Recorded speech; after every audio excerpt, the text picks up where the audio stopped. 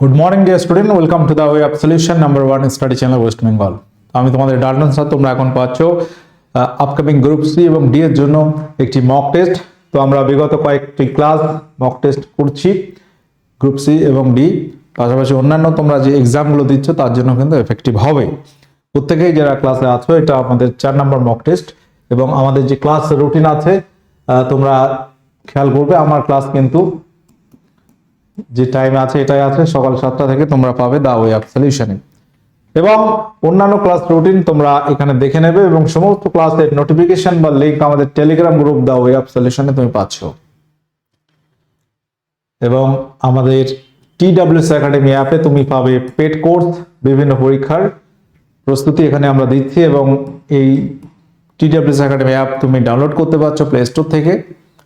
সেখানে paid course অপশনে গেলে তুমি কি পাবে, এই সমস্ত ব্যাচগুলো কিন্তু দেখতে পাচ্ছ। Combined foundation, WBKP foundation batch, SSC GD, NTPC group D, group C, upper primary, পাশাপাশি NM GNM, এই ব্যাচগুলো কিন্তু অলরেডি চলছে। নতুন নতুন ব্যাচ কিন্তু এখানে আছে। যদি প্রয়োজন হয় অবশ্যই তোমরা ভিজিট করতে পারো TWS একাডেমি অ্যাপে। প্রত্যেকেই যারা কানেক্ট আছো, তাহলে আমরা আজকে মক টেস্ট শুরু করব। একদম পরীক্ষার মতো করেই কিন্তু প্রশ্ন আলোচনা হবে। পরীক্ষায় যেমন প্রশ্ন আসে 20টা কোশ্চেন, হয়তো এখানে আমাদের 25 কোশ্চেন আছে। আমরা দেখব কতটা যেতে পারি। গত দুটো ক্লাস 20টা করে এন্ড করেছি, অলরেডি 33-34 মিনিট হয়ে গেছে। যাই হোক, অসুবিধা নেই। তো তোমরা প্রত্যেকে খাতা পেন নিয়ে বসবে। যে কোশ্চেনগুলো তোমাদের ভুল হচ্ছে বা অজানা সেগুলো লিখে নেবে সঙ্গে সঙ্গে। পরবর্তী তাহলে আমরা আজকে প্রশ্ন আলোচনা শুরু করি। বর্তমানে কে ইসরো চেয়ারম্যান পদে নিযুক্ত? কোশ্চেন নাম্বার 1 শুরু করছে আজকের আমাদের মক টেস্ট। বর্তমানে কে ইসরোর চেয়ারম্যান পদে নিযুক্ত? ISRO, Indian Space Research Organisation. ISRO establish হয় কত সালে? 1969 সালে এটি প্রতিষ্ঠিত হয়েছিল। এবং ইসরোর হেডকোয়ার্টার যদি বলো সেটা কিন্তু কোথায়? বেঙ্গালুরুতে। সদর দপ্তর হচ্ছে বেঙ্গালুরুতে।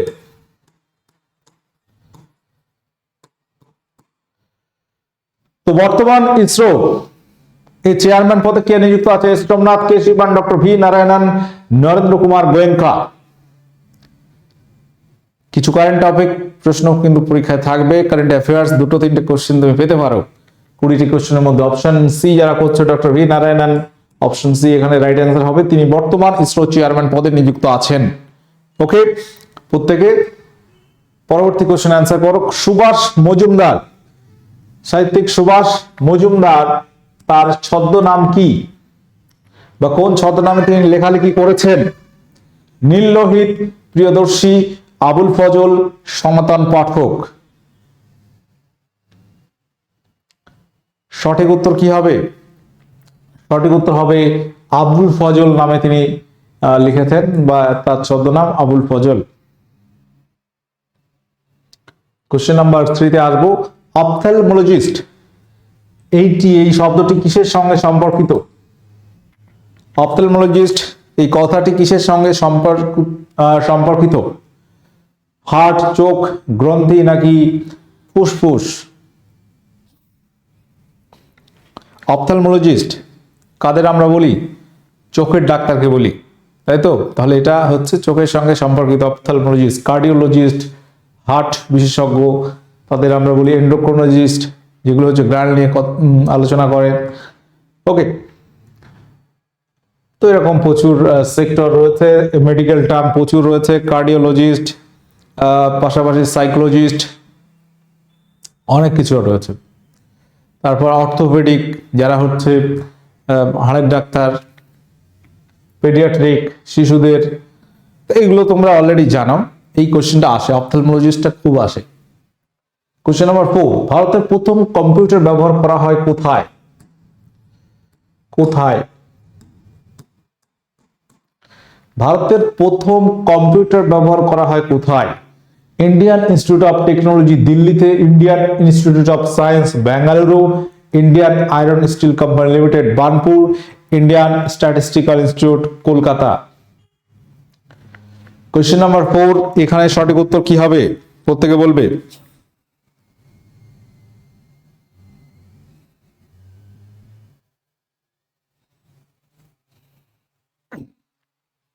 উত্তর কি হবে? উত্তর হবে আমাদের কলকাতাতে, ইন্ডিয়ান স্ট্যাটিস্টিক্যাল ইনস্টিটিউট কলকাতা। এখানে কিন্তু প্রথম কম্পিউটার এসেছে এবং প্রথম কম্পিউটার ব্যবহার করা হয়েছিল আমাদের কলকাতাতে 50-এর দশক, সম্ভবত 55-56 এই সময়কালে। সালটা একটু দেখতে হবে। অপশন ডি রাইট অ্যান্সার হবে। কোশ্চেন নাম্বার 5, আন্তর্জাতিক সাক্ষরতা দিবস কোন তারিখে পালিত হয়?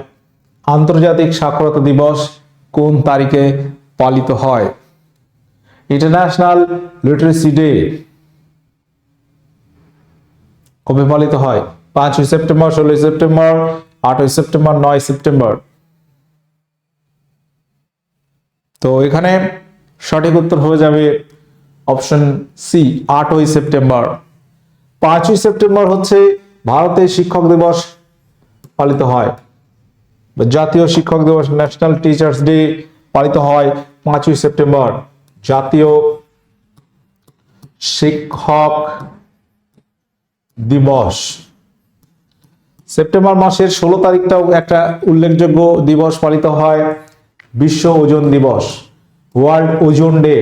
বিশ্ব ওজন দিবস, ওজন স্তর ক্ষয় রোধে এই দিবসটা পালিত হয়, বিশ্ব ওজন দিবস। মন্ট্রিল প্রোটোকল মনে আছে? কানাডার মন্ট্রিল শহরে হয় 16 সেপ্টেম্বর 1987 সালে, এবং ওই দিনটা থেকেই ওজন স্তর সংরক্ষণ কিভাবে করা যায়, ওজন স্তর ক্ষতিটা কিভাবে কমানো যায় সেই নিয়ে বৈঠকটা হয়, আন্তর্জাতিক একটি বৈঠক, এবং ওই 16 সেপ্টেম্বর দিনটি বিশ্ব ওজন দিবস পালিত হয়। পরবর্তী কোশ্চেনে আসবো, বর্তমানে ভারতের মুখ্য নির্বাচন commissioner K? Chief election commissioner of India বর্তমানে কি আছে? খুব ভাইরাল কোশ্চেন এখন। হ্যাঁ, মিস্টার ভ্যানিশ কুমার নাকি জ্ঞানেশ কুমার, নাম ভ্যানিশ করে দেবে বলছে। যাই হোক, তো অপশন ডি। এবং এখানে তিনি কততম? তিনজনের টিম থাকে। নির্বাচন কমিশনারকে নিয়োগ করে, চিফ ইলেকশন কমিশনারকে নিয়োগ করে কে? রাষ্ট্রপতি। এবং এদের পদের মেয়াদ থাকে 6 বছর। 6 বছর থাকে পদের মেয়াদ। 6 বছরের জন্য নিযুক্ত হয় শ্রী জ্ঞানেশ কুমার। তিনি বর্তমান ভারতের চিফ ইলেকশন কমিশনার। তিনি ভারতের 26তম প্রধান নির্বাচন কমিশনার। তার সঙ্গে আর দুজন থাকে নির্বাচন কমিশনার, তাদের নামকে ডক্টর বিবেক যোশী এবং সুখবীর সিং সাধু। এই দুজন কিন্তু বর্তমানে নির্বাচন কমিশনার আছে। বিবেক যোশী এবং সুখবীর সিং সাধু, তিনি এই দুজন ব্যক্তি, তারাও কিন্তু বর্তমান নির্বাচন কমিশনার আছে। সহকারী বলা হয় না সাধারণত, নির্বাচন কমিশনার বলা হয় শুধু। আর একজন চিফ থাকে, মুখ্য, সেটি হচ্ছে জ্ঞানেশ কুমার। ওকে, তো নির্বাচন কমিশন সম্পর্কে কোন আর্টিকেল আছে? Article 3 to 4। ভারতে একজন নির্বাচন কমিশনার থাকবে, 324 নাম্বার আর্টিকেলে আছে, ধারা 324-এ। এটা কিন্তু খেয়াল রাখতে হবে। নির্বাচন কমিশন সম্পর্কে বলা হচ্ছে 324 নম্বর ধারায়। টোটাল 324 থেকে 29 এই জায়গাটা নিয়ে নির্বাচন কমিশন সম্পর্কে বলা হয়েছে। আর্টিকেল 3 to 4 থেকে 3 to 9, 324 to 329 এই ধারাতে টোটাল নির্বাচন কমিশন সম্পর্কে সংবিধানে বলা হয়েছে। এটা কিন্তু মনে রাখবে। পাশাপাশি আরেকটা ইনফরমেশন তোমাদের দিয়ে রাখি, এই যে নির্বাচন কমিশনার কে নিয়োগ করেন রাষ্ট্রপতি, এবং তার জন্য একটা কমিটি থাকে, সিলেক্টিং কমিটি, যেটা নিয়ে বিতর্ক হচ্ছে কয়েক বছর। 23-এ একটা নিয়ম আসে, প্রথম বর্তমান সরকার নিয়মটাকে পরিবর্তন করে। আগে সেখানে ভারতের চিফ জাস্টিস অফ ইন্ডিয়া থাকতো, এখন হচ্ছে 3 জনের টিম। একজন থাকবে প্রধানমন্ত্রী, একজন বিরোধী পক্ষের বিরোধী দলনেতা, লোকসভার নেতাকে প্রধানমন্ত্রী, একজন বিরোধী দলনেতা, আর একজন হচ্ছে কেন্দ্রীয় মন্ত্রী। মানে রেশিওটা তুমি যদি দেখো, 3 জনের টিম, যাকে সিলেক্ট করে দেবে তাকে রাষ্ট্রপতি নিয়োগ করবে প্রধান নির্বাচন কমিশনার হিসেবে। তো যেটা নিয়ে বিতর্ক হচ্ছে, এই যে 3 জনের কমিটি বা টিম, এখানে 2:1 রেশিও। যে কেন্দ্রীয় একটা মন্ত্রী হবে সে তো সরকারেরই হবে স্বাভাবিকভাবে, আর বিরোধী দল নেতা বিরোধী হলো। তাহলে এই যে সিলেক্টিং কমিটিটাই কিন্তু এখন ডাউটফুল, যেটা নিয়ে খুব প্রশ্ন এবং খুব বিতর্ক চলছে। আগে চিফ জাস্টিস অফ ইন্ডিয়া ছিল, ঠিক আছে, সেটা কিন্তু তাকে সরিয়ে দেওয়া হয়েছে মানে সিলেক্টিং কমিটি থেকে, মেম্বার থেকে, সিলেক্টিং কমিটি মেম্বার থেকে তাকে সরিয়ে দেওয়া হয়েছে চিফ জাস্টিস অফ ইন্ডিয়া, যেটা নিয়ে কিন্তু বিতর্ক হচ্ছে, এটা বলে রাখি। কারণ ক্রেডিবিলিটি নিয়ে প্রশ্ন উঠছে গণেশ কুমারকে নিয়ে বর্তমানে। কোশ্চেন নাম্বার 7, একটি কোন সার্কিটে বিদ্যুৎ প্রবাহের জন্য একাধিক পথ থাকে?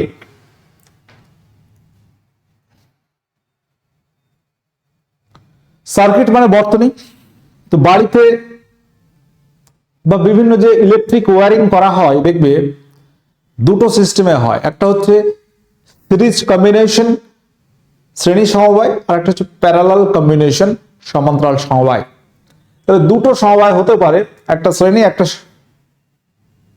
হচ্ছে প্যারালাল, একটা সমান্তরাল একটা তোমার হচ্ছে শ্রেণী।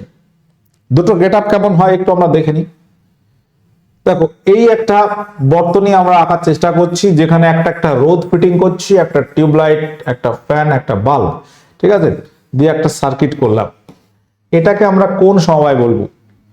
যেখান থেকে ফ্লোটা হচ্ছে এইভাবে আইটা যাচ্ছে, এটা ধরো R1, এটা R2, এটা R3, এইভাবে বর্তনীটা কভার হচ্ছে। এই যে বর্তনীটা হলো, এই যে সার্কিটটা হলো, এটাকে আমরা বলবো শ্রেণী সমবায়, এটাকে বলবো শ্রেণী সমবায়, সিরিজ কম্বিনেশন শ্রেণী সমবায়। আর একটা হচ্ছে প্যারালাল, সেটার গেটআপটা কি এরকম,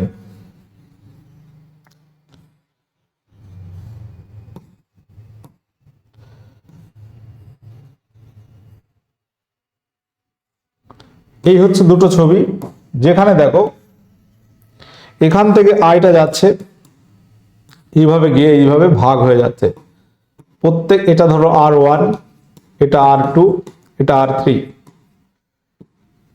এইভাবে কারেন্টটা ভেঙে যাচ্ছে I/3 তে, প্রত্যেকটা I/3 তে ভেঙে গেল, তিনটে লিখেছি বলে 3 দিয়ে ভাগ করে দিচ্ছি, এইভাবে আবার টোটাল কারেন্ট এইভাবে সার্কিটটা কমপ্লিট করছে। তাহলে এই যে বর্তনী, এটাকে বলছি সমান্তরাল সমবায়, সমান্তরাল সমবায় বিদ্যুতের বর্তনী। তাহলে এখানে তোমরা ছবি থেকে বুঝতে পারছো যে কার একাধিক পথ রয়েছে, কারেন্ট যাওয়ার আলাদা আলাদা রাস্তা আছে। এখানে কারেন্টটা একটা পথ দিয়ে যাবে, আই যাবে এখান দিয়ে কিছুটাই খেয়ে ফেলবে, তারপর এইভাবে পাস করছে। তাহলে সমান্তরাল সমবায় এখানে রাইট অ্যান্সার হবে।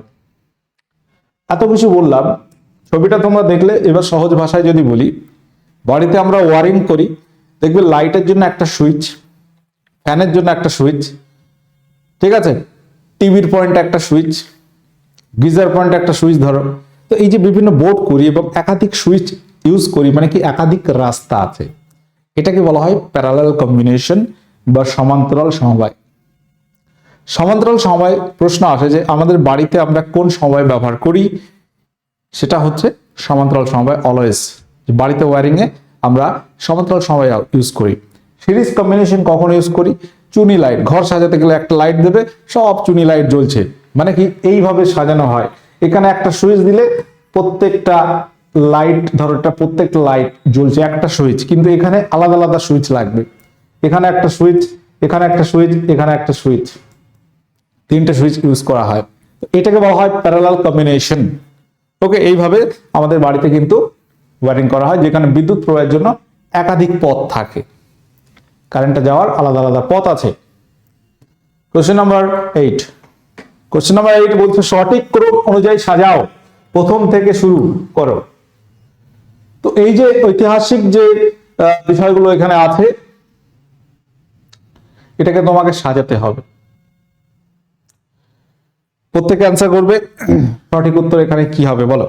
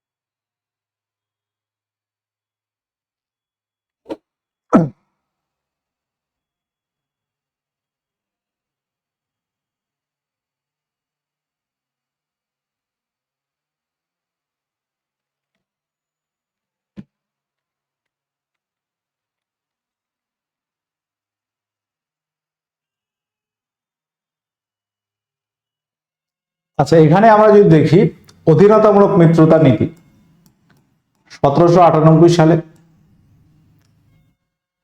পিটের ভারত শাসন আইন 1784 সালে, 1784 সালে। তারপর দেখবো সত্যবিলোপ নীতি, এটি প্রযোজ্য হয় 1848 সালে। আরেকটা হচ্ছে লাহোর চুক্তি। তোমরা বলতে পারবে এই লাহোর চুক্তি কবে হয়? প্রত্যেকে যারা কানেক্ট আছো আনসার করবে, লাহোর চুক্তি কবে হয়? এটা হয় 1846 সালে, ইঙ্গ শিখদের সঙ্গে 1846 সালে।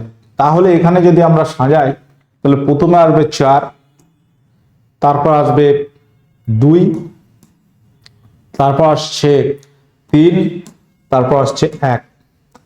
তাহলে এই চারটা একসঙ্গে কোথায় আছে? 4, 3, 2, 1, অপশন এ এখানে আমরা সঠিক উত্তর করব, যে এটা ঐতিহাসিক রেসপেক্টে ক্রম অনুযায়ী সাজানো হয়েছে।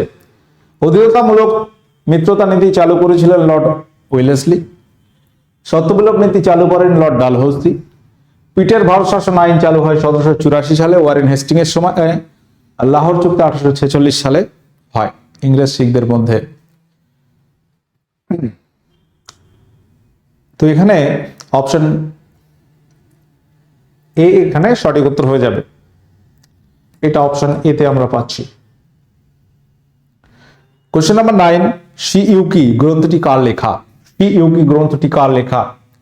ঐতিহাসিক গ্রন্থ এবং এটি কিন্তু পরীক্ষা আছে। Hiuen Tsang, Al-Biruni, Fa-Hien, Ibn Battuta. দুর্দান্ত চারটে অপশন আছে। শিইউকি হর্ষবর্ধনের সময় কে আসে? হিউয়েনসাং।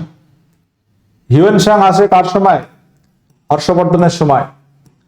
হর্ষবর্ধন, এই হ এবং হ এর মিল রাখবে, একটা মনে রাখবে আর একটা এমনি মনে থাকবে। হর্ষবর্ধনের সময় তিনি আসেন,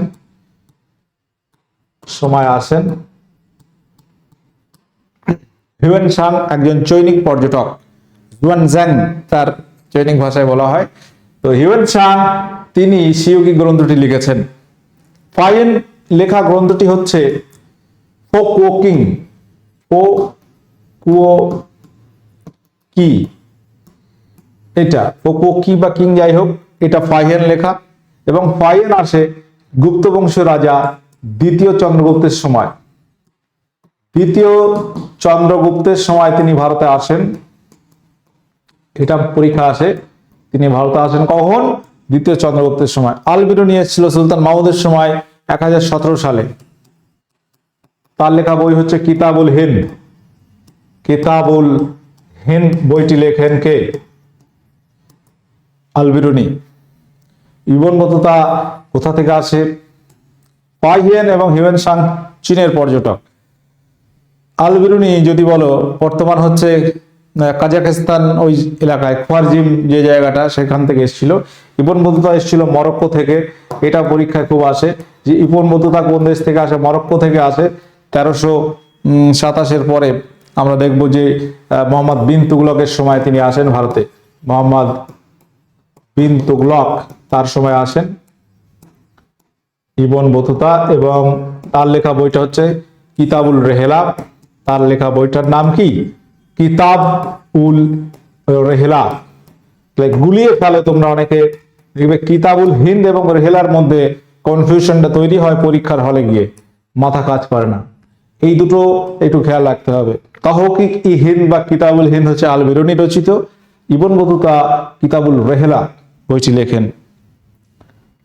পরবর্তী কোশ্চেন আসবো, কোশ্চেন নাম্বার 10, কে কোন প্রতিষ্ঠান সম্পর্কে সেফটি ভালভ তত্ত্ব প্রদান করেন? সেফটি ভালভ তত্ত্ব।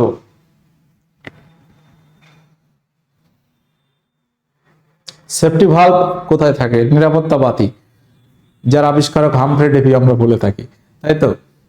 তো ওই যে ওটা তোমার প্রেসার কুকারেও থাকে, একটা ভালভ থাকে, যখন ভিতরে গ্যাস খুব চাপটা বেশি আর বেশি হয়ে যায়, সিটি পড়ে, হাওয়াটা বেরিয়ে যায়, প্রেসারটা কমে যায়। তো এই জাতীয় কংগ্রেস একটা সেফটি ভালভের মতো কাজ করবে। আগে আমরা দেখেছি যে 1857 বা যে কোনো যুদ্ধ বিদ্রোহ আন্দোলন হয়েছে, ইংরেজরা কড়া হাতে দমন করেছে। তো সেটাকে একটা সেফটি ভালভ হিসেবে কাজ করবে কে? জাতীয় কংগ্রেস। এটা সম্পর্কে বলেছেন অ্যালান অক্টোভিয়ান হিউম, যিনি জাতীয় কংগ্রেসের প্রতিষ্ঠাতা। কোশ্চেন নাম্বার 10, এটা অপশন এ রাইট অ্যান্সার হবে। কোশ্চেন নাম্বার 11, ফুটবল বিশ্বকাপের নাম 1930 থেকে 70 পর্যন্ত এই ট্রফির নাম কি ছিল? Jules Rimet cup, FIFA cup, magnus opus, Jules Verne cup. Question number 11, এখানে সঠিক উত্তর কি হবে? 2026-এর ফিফা ওয়ার্ল্ড কাপ আছে, মনে রাখতে হবে।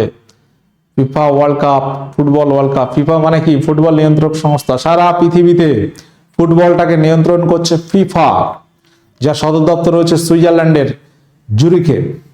তো ফিফা এই সংস্থা, এই যে ফিফা ওয়ার্ল্ড কাপ বর্তমান নাম, ফিফা ফুটবল ওয়ার্ল্ড কাপ বর্তমান নাম, এটা আগে নাম ছিল জুলস রিমেট কাপ 1930 থেকে 70 পর্যন্ত। তারপর এটা ফিফা ওয়ার্ল্ড কাপ যেটা বর্তমানে হচ্ছে। 2026-এ আছে FIFA football world cup, FIFA football world cup 2026। বলতো আয়োজক দেশ কি হবে? আয়োজক দেশের নাম কি?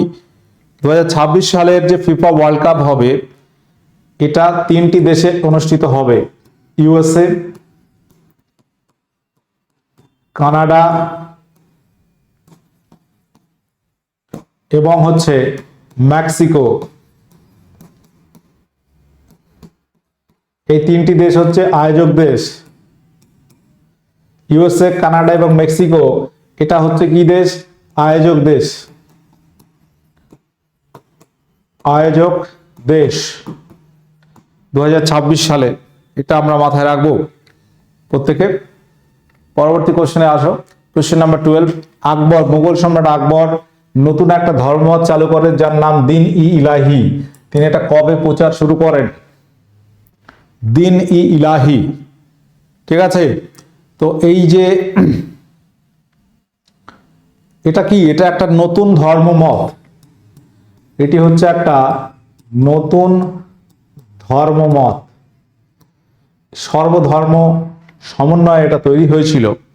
এই দিন ই ইলাহি তিনি প্রচার শুরু করেছিলেন কবে? 1582 সাল থেকে। দিন ই ইলাহি থেকে একটা প্রশ্ন খুব ইম্পর্টেন্ট, এই দিন ই ইলাহি থেকে কোনো সোর্স বলেছে 25 বা 27 বা কেউ বলেছে 70-72 জন এই ধর্মমত গ্রহণ করেন। একজন হিন্দু ছিল, সেটাকে, সেটাই প্রশ্ন পরীক্ষা আসে। বীরবল, যিনি হচ্ছে আকবরের সভাকবি ছিল, বীরবল, যার প্রকৃত নাম মহেশ দাস, তিনি এই দিন ই ইলাহি ধর্মমত গ্রহণ করেছিলেন, মনে রাখবে। কোশ্চেন নাম্বার 13 বলছে যে বর্ণ বৈষম্য অবসানের পর কে দক্ষিণ আফ্রিকার রাষ্ট্রপতি হয়েছিলেন? তো ভারতবর্ষে এই বর্ণ বৈষম্য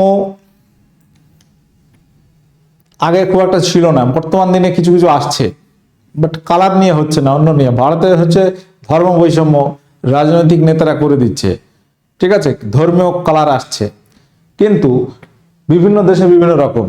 দক্ষিণ আফ্রিকায় হচ্ছে সাদা কালো কালার, শ্বেতাঙ্গ কৃষ্ণাঙ্গ নিয়ে খুব ঝামেলা। এই বর্ণ বৈষম্য নিয়ে কিন্তু দীর্ঘদিন জেল খেটেছেন নেলসন ম্যান্ডেলা, যাকে দক্ষিণ আফ্রিকার গান্ধীজি বলা হয়। নেলসন ম্যান্ডেলা, তিনি দক্ষিণ আফ্রিকার রাষ্ট্রপতি হয়েছিলেন। দীর্ঘ 27 বছর তিনি জেল খেটেছেন, দীর্ঘ 27 বছর। পরবর্তী কোশ্চেন, ইউপিএসসির বর্তমান চেয়ারম্যান পদে কে নিযুক্ত আছে? UPSC, union public service commission, UPSC. 1926 সালে ইউপিএসসি গঠিত হয় 1919-এর ভারত শাসন আইন অনুসারে, ঠিক আছে। 1926-এ ইউপিএসসি গঠিত হয় ভারতে, কেন্দ্রীয় রাষ্ট্র কর্তৃক কমিশন বলা হয়। তো পাবলিক সার্ভিস কমিশন, লোকসভা আয়োগ বলা হয় এটাকে, এই লোকসভা বলছি, এটাকে বলা হয় যে পাবলিক লোকসেবা সভা, নয় লোকসেবা আয়োগ, লোকসেবা আয়োগ। তো ইউপিএসসি এটা হচ্ছে ইউনিয়ন পাবলিক সার্ভিস কমিশন, কেন্দ্রে কি করে? বিভিন্ন পরীক্ষা এক্সাম কন্ডাক্ট করে, আইএস আইপিএস, তারা অ্যাডমিনিস্ট্রেটিভ যে জায়গায় বড় বড় পদ তারা বসিয়ে দেয়। পিএসসির কাজটাও তাই, বিভিন্ন যে ভ্যাকান্ট জায়গাগুলো আছে রাজ্য সরকারের, স্টেট পিএসসি বলা হয়, বিভিন্ন রাজ্যে বিভিন্ন নাম, আমাদের ওয়েস্ট বেঙ্গল পিএসসি, ইউপিতে ইউপি পিএসসি, বিহারে বিপিএসসি, এরকম রাজ্যে রাজ্যে পিএসসি আছে, তারা রাজ্যে বিভিন্ন যে পদ আধিকারী আছে সেগুলোকে নিয়োগ করে। ইউপিএসসির বর্তমান চেয়ারম্যান কে? উত্তর হবে ডক্টর অজয় কুমার। ডক্টর অজয় কুমার। ভারতবর্ষে ইউপিএসসি বা পিএসসির কথা বলো বা স্টেট পিএসসি, টোটাল 3 রকম পিএসসি হয়। টোটাল 3 রকম পিএসসি হয়। একটা কি? একটা হচ্ছে পাবলিক সার্ভিস কমিশন, এটাকে আমরা 3টে সেকশনে ভাগ করতে পারি। একটা হচ্ছে union public service commission UPSC, একটা হচ্ছে SPSC state public service commission, আর একটা হচ্ছে JPSC joint state public service commission. ঠিক আছে, এটা জয়েন্ট হতে পারে, দুটো রাজ্যে একটা পিএসসি থাকতে পারে, এরকমও সিস্টেম করা যায়। যাই হোক, তো পিএসসি সম্পর্কে বলা হয়েছে আর্টিকেল 315 থেকে 323-এ পিএসসি বা ইউপিএসসি গঠনের কথা আসছে আর্টিকেল 315 সংবিধানের ধারা আর্টিকেল 315।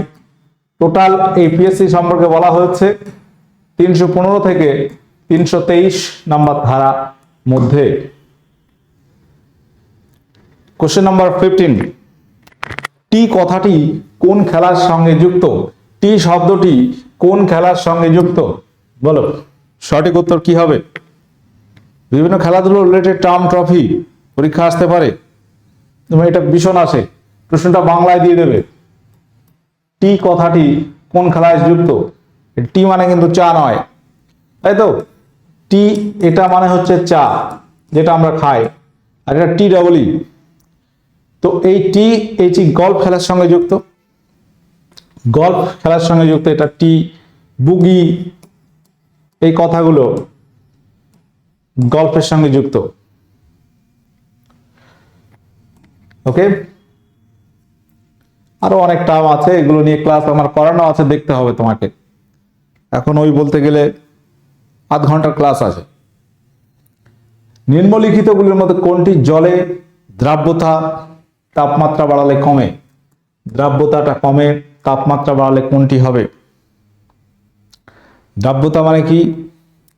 এক গ্লাস জল নাও, হ্যাঁ, কিছুটা চিনি নাও, সেটা একটা চামচ দিয়ে কি করে নাড়াচাড়া করতে থাকো, দেখবে চিনিটা একসময় দ্রবীভূত হয়ে গেছে, গুলে গেছে বলে আমরা, চিনিটা একসময় দ্রবীভূত হয়ে গেছে, চিনি আর দেখা যাচ্ছে না। তো আর এক চামচ নাও, এক চামচ করে নিয়ে দেখবে ম্যাক্সিমাম যতটা চিনি দ্রবীভূত হয় সেটাকে দ্রাব্যতা বলা হয়। এটা নির্দিষ্ট জল 100 গ্রাম জলে কত গ্রাম চিনি দ্রবীভূত হতে পারে নর্মাল টেম্পারেচারে, সেটাই ওই উষ্ণতায় ওই পদার্থের দ্রাব্যতা বলা হয়। তো এই দ্রাব্যতা সাধারণত উষ্ণতা বাড়ালে, তুমি 1 গ্লাস জলে 3 চামচ চিনি ধরো দ্রবীভূত হচ্ছে, উষ্ণতা বাড়াও, 1 গ্লাস জলে 1 কেজি চিনি দাও, দ্রবীভূত হয়ে যাবে, কারণ চিনিটাই দ্রবীভূত হয়ে যাবে। তো সেখানে দ্রাব্যতা উষ্ণতা বাড়ালে সাধারণত কিছু কিছু বিষয় আছে তাদের বাড়ে। আর এখানে এক্সেপশনাল যে তাপমাত্রা বাড়ালে দ্রাব্যতা কমে কার? চিনি, খাদ্য লবণ, কলিচুন, সোডা। চিনি, কলিচুন, খাদ্য লবণ, সোডা, এই 4টে অপশনের মধ্যে সঠিক উত্তর হবে কলিচুন। যেখানে দেখা যায় যে এটা জলে দিলেই তাপ উৎপন্ন হয়, এমন কিছু পদার্থ যারা জলে দিলে জলের সঙ্গে রিয়াকশন করে যে তাপ উৎপন্ন করে, এদের ক্ষেত্রে যত হিট করবে দ্রাব্যতা তত কমবে। পরবর্তী কোশ্চেন আসবো, অরণ্যের অধিকার উপন্যাসের রচয়িতা কে? অরণ্যের অধিকার উপন্যাসের রচয়িতা হলেন কে? মহাশ্বেতা দেবী, তারাশঙ্কর বন্দ্যোপাধ্যায়, বিভূতিভূষণ বন্দ্যোপাধ্যায়, নাকি শরৎচন্দ্র চট্টোপাধ্যায়? সঠিক উত্তর হবে অপশন এ, মহাশ্বেতা দেবী। আরণ্যক বলে উপন্যাস আছে বিভূতিভূষণ বন্দ্যোপাধ্যায়ের। গণদেবতা তারাশঙ্কর বন্দ্যোপাধ্যায়। শরৎচন্দ্র চট্টোপাধ্যায় কি রয়েছে? দেবদাস, বিখ্যাত উপন্যাস, তাই তো? আনন্দমঠ উপন্যাস বঙ্কিমচন্দ্র চট্টোপাধ্যায়ের। আচ্ছা, রিসেন্ট একদম লেটেস্ট একটা খবর, 2026 সালে ICC under-19 cricket world cup কে জয়লাভ করলো? 2026 সালের ভারতবর্ষে বলছি, আন্ডার-19 যে ওয়ার্ল্ড কাপ হলো জিম্বাবুয়েতে, এই আন্ডার-19 ওয়ার্ল্ড কাপ চ্যাম্পিয়ন হচ্ছে ভারত। বৈভব সূর্যবংশী দেখবে ফাইনালে 80 বলে 175 রান করেছে, কিছুদিন আগের খবর। এবং ভারত এখানে ইংল্যান্ডকে হারিয়ে জয়লাভ করেছে, 100 রানে জিতেছে। ফাইনালে 411 রান ভারত করেছে, 311 করেছে ইংল্যান্ড বিপক্ষে। পরবর্তীতে 100 রানে ভারত জয়লাভ করেছে, এবং এই নিয়ে under-19 cricket world cup Bharat 6 বার জিতলো। 6বার জিতলো। ঠিক আছে, ফাইনাল খেলা কোথায় হয়? জিম্বাবুয়েতে হয়। ফাইনালে ম্যান অফ দ্য ম্যাচ বৈভব সূর্যবংশী এবং তিনি ম্যান অফ দ্য টুর্নামেন্টও হয়েছেন। দিল্লির লালকেল্লা কে নির্মাণ করে? দিল্লির লালকেল্লা, রেড ফোর্ট। এই রেড ফোর্ট যেটা দিল্লিতে আছে এবং এখানে দেখবে স্বাধীনতা দিবসের দিন প্রধানমন্ত্রী পতাকা উত্তোলন করে। রেড ফোর্ট বা লাল কেল্লা যেটা আমাদের ভারতবর্ষের একটি উল্লেখযোগ্য স্থাপত্য। 2007 সালে এটা ইউনেস্কো ওয়ার্ল্ড হেরিটেজ সাইট ঘোষিত হয়। ইউনেস্কো ওয়ার্ল্ড হেরিটেজ সাইট ঘোষণা করা হয়। তো এই দিল্লির লালকেল্লা নির্মাণ করেছেন সম্রাট শাহজাহান। লাচু মহারাজ কোন নৃত্যশৈলীর সাথে যুক্ত? লাচু মহারাজ। কোশ্চেন নাম্বার 20, আজকের লাস্ট কোশ্চেন। দেখো কোশ্চেনের সঙ্গে অনেক ডিসকাশন আমি করছি, আলোচনা অনেক হচ্ছে, যার ফলে হয়তো হতে পারে কোশ্চেন 20তে আমি এন্ড করছি, কিন্তু প্রচুর ইনফরমেশন এর মধ্যে আছে ক্লাসের মধ্যে। যদি একটু ভালো করে ঠান্ডা মাথায় একটু লিখে নিতে পারো খুবই ভালো হয়। যেগুলো অজানা, যেগুলো জানো ঠিক আছে। কত্থক, কত্থক এই নৃত্যটা উত্তর ভারতে জনপ্রিয়, উত্তর ভারতে, এবং বিভিন্ন মহারাজ রয়েছে। আর কি কি মহারাজ রয়েছে? শম্ভু মহারাজ রয়েছে, বিরজু মহারাজ বিখ্যাত নাম, কত্থকের সঙ্গে যুক্ত। উত্তর ভারতে জনপ্রিয়, উত্তরপ্রদেশ খুবই জনপ্রিয় কত্থক নৃত্য। ভারতনাট্যম কোথায়? তামিলনাড়ু। কথাকলি কেরালা। টোটাল 8টা রয়েছে ক্লাসিক্যাল ড্যান্স, তার মধ্যে এটা এই 3টি পড়ছে। তো আমরা এখানে কোশ্চেন এন্ড করছি এবং এই 20-র মধ্যে তোমার স্কোর কত আসছে অবশ্যই কমেন্ট করবে। তো আমাদের বিভিন্ন ব্যাচ চলছে TWS একাডেমি অ্যাপে, প্রয়োজনে অবশ্যই জয়েন করতে পারো। এবং আজকের লাস্ট কোশ্চেন হোমওয়ার্ক থাকছে, দুধের বর্ণ সাদা হওয়ার কারণ কি? সেশনটা আমি এখানে এন্ড করছি। দেখা হচ্ছে পরবর্তী ক্লাসে। ওকে, টাটা, বাই।